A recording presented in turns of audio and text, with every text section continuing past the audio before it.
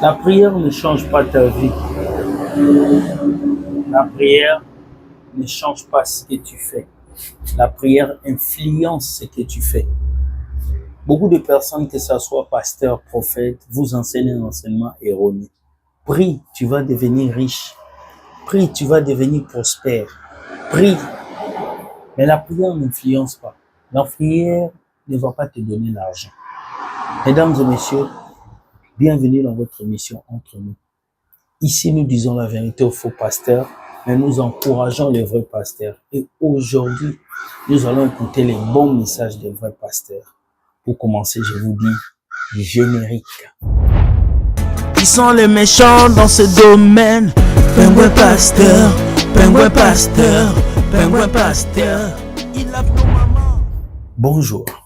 Vous êtes tellement nombreux à pouvoir nous écrire, nous dire des mots. Et nous aussi, on est là à pouvoir vous répondre. La première vidéo, c'est un pasteur qui dit aux chrétiens, la prière ne va pas changer ton compte bancaire. La prière ne va pas changer ta situation sociale. La prière va influencer ce que tu fais. Depuis des années, on part dans les églises. On nous a pas dit ce genre de message. Écoutez ça. Shalom les amis. Attention avec les enseignements de l'église. Vous allez mourir pauvre si vous n'avez pas de pasteur. Si vous n'avez pas de pasteur équilibré. Je répète ce que j'ai souvent l'habitude de vous dire. Priez comme si tout dépendait de Dieu. Mais travaillez comme si tout dépendait de vous-même. Ta réussite sur la terre est fonction de ce que tu fais. Pas fonction de ce que tu pries. Ta prière a une influence sur ce que tu fais. Mais lorsque tu ne fais rien, ta prière n'a aucune influence. La prière influence quelque chose. On prie pour le travail. On prie pour ce que je fais. On prie pour ce que je suis. Tu fais quoi? Et tu ne fais que prier. Waouh, vous avez écouté, non? Il a dit quoi? Si vous n'avez pas un pasteur équilibré, vous allez finir pauvre. Voilà pourquoi beaucoup de chrétiens sont pauvres aujourd'hui, parce qu'ils n'ont pas de pasteurs équilibrés. On leur enseigne chasse Satan, chasse Satan. Chasse l'esprit de pauvreté. L'esprit de pauvreté n'existe pas. Chasse l'esprit de célibat, il n'existe pas. Ce sont des esprits qui n'existent pas, que ces pasteurs ont créés pour faire de vous des esclaves. Vous devez fuir ce genre de prière. Priez, mais travaillez. Priez, mais déposez les diplômes, les CV. Priez, mais bossez dur. Par exemple, moi, je viens du travail. J'ai bossé avec une nuit de travail dur. Mais je suis là. Je vous partage ces messages. Parce que je comprends que beaucoup de chrétiens pensent que Dieu, c'est un magicien. Dieu se réveille le matin et puis il dit, je donne une voiture à Carole. Je donne une voiture à Pierre. Mais c'est faux. Dieu te bénit selon l'effort que tu dégages. Quand il voit que tu te réveilles le matin, tu déposes ton CV pour avoir un travail, Dieu va bénir ton action. Il va t'ouvrir les portes. Et ce n'est pas parce que tu as prié chez toi 4 heures que Dieu va te donner un emploi. Non, il faut que tu bouges pour chercher cet emploi. Chose que beaucoup de chrétiens ne font pas. Deuxième vidéo. Est-ce que vous savez qu'il y a l'escroquerie à l'église? Mais oui. Beaucoup des églises que vous appelez églises là, ce sont des business, comme ICC. C'est un business. Vase d'honneur, business. Ce sont des business dirigés par des gourous qui sont des pasteurs. Écoutez ce que ces pasteurs vont dire concernant les business des églises. Écoutez-le, écoutez. Jésus a établi l'église pour sauver le monde, mais aujourd'hui, je ne pense pas que l'église est en train de sauver le monde. Raison pour laquelle il est capital d'éclairer la population par rapport à l'arnaque ou bien à l'escroquerie qui se passe au sein de l'église. C'est un sujet que j'ai des difficultés à traiter ou bien parler de ça, c'est difficile pour moi, mais le Saint-Esprit l'a exigé, c'est pourquoi je le fais. Vous savez, dans le livre de Matthieu chapitre 10, versets 7 à 8, Jésus a dit à ses apôtres, allez, prêchez et dites, le royaume des cieux est proche. Guérissez les malades, ressuscitez les morts, purifiez les lépreux, chassez les démons. Vous avez reçu gratuitement, donnez gratuitement. Ne prenez ni or, ni argent, ni monnaie dans vos ceintures. Et alors Jésus encore dit, dans Marc chapitre 11, verset 17, et il enseignait et disait, n'est-il pas écrit, ma maison sera appelée une maison de prière pour toutes les nations, mais vous en avez fait une caverne de voleurs. Dieu n'a pas établi son église pour qu'elle escroque, arnaque les peuples, mais pour construire, bâtir les nations, pour relever les nations, pour élever les nations. Mais aujourd'hui, les temples sont transformés en marché où on vend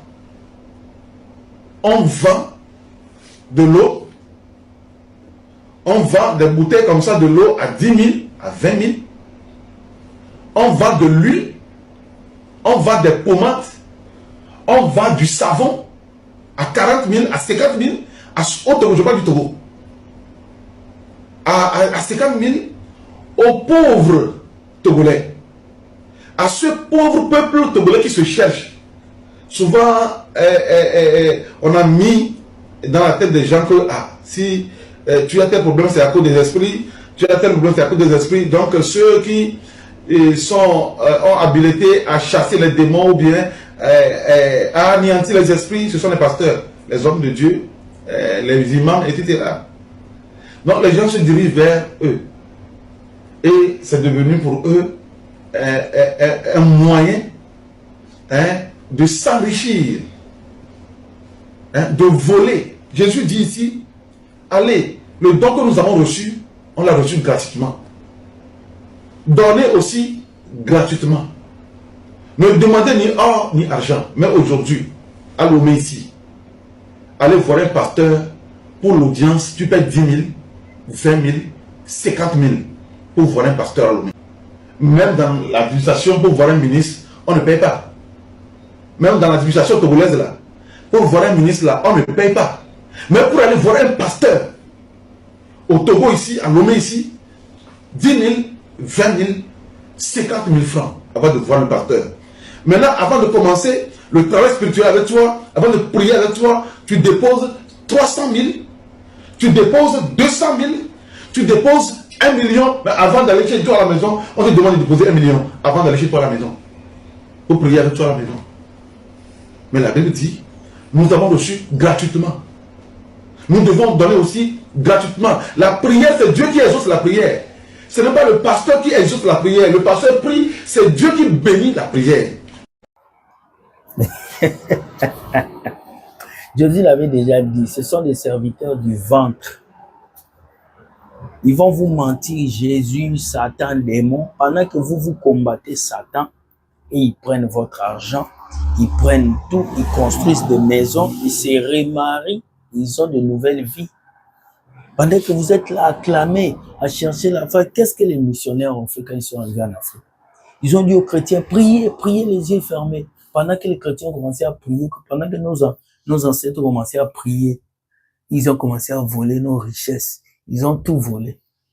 Et puis ils nous ont laissé des Bibles. Chose qui n'était pas mauvaise. Mais on a eu les yeux fermés. C'est comme ça que vous aussi, les chrétiens des églises, vous faites. Vous allez dans les églises avec les yeux fermés. Ça pour autant réfléchir. Ça pour autant se poser des questions. Ce pasteur n'est jamais parti au Canada. Il ne connaît même pas l'odeur de l'aéroport. Mais c'est lui qui me dit que je vais voyager. Ce pasteur, même la connexion ne passe pas chez lui. Mais celui qui veut me prophétiser des grandes choses. Vous ne vous posez pas de questions. Quand vous allez dans les églises, vous jetez votre cerveau par terre. Ces pasteurs ne font que s'enrichir et vous ne faites que vous appauvrir. Réfléchissez. Ouvrez vos yeux. Il y a des bons pasteurs qui existent, qui donnent de bons messages comme ceux-là. Le premier vous a bien dit, cherchez un pasteur équilibré, qui va vous pousser à travailler, qui va vous pousser à aller à l'école, qui va vous pousser à travailler sur vous. Le deuxième est venu vous dire, il y a une escroquerie à l'église. Aujourd'hui, l'église ne sauve plus. L'église se sauve lui-même. Les pasteurs aujourd'hui ne servent pas Dieu. Ils se servent eux-mêmes. Parce que Dieu ne conduit pas les Rolls-Royce. Dieu ne se remarie pas. Dieu n'a pas de grosses maisons. Toutes ces choses, ils les ont achetées avec l'argent de Jésus. Ouvrez vos yeux. Ne travaillez pas pour le rêve d'une autre personne. Bonne journée. Dieu gagne toujours. Que Dieu vous bénisse. Si tu as aimé cette vidéo, like, partage et permets à quelqu'un de comprendre. Ce soir, nous aurons une soirée spéciale remariage du pasteur Marcelo. Nous allons vous laisser le temps de parler avec nous, de dire ce que vous pensez du remariage du pasteur. Est-ce que le pasteur Marcelo a bien fait ou il a mal fait? Que pensez-vous de ça? Est-ce qu'on doit l'interdire de se marier ou pas? Je vous dis, passez une très bonne journée, likez la vidéo, partagez, permettez-moi de comprendre ce que vous pensez. Merci beaucoup et ciao.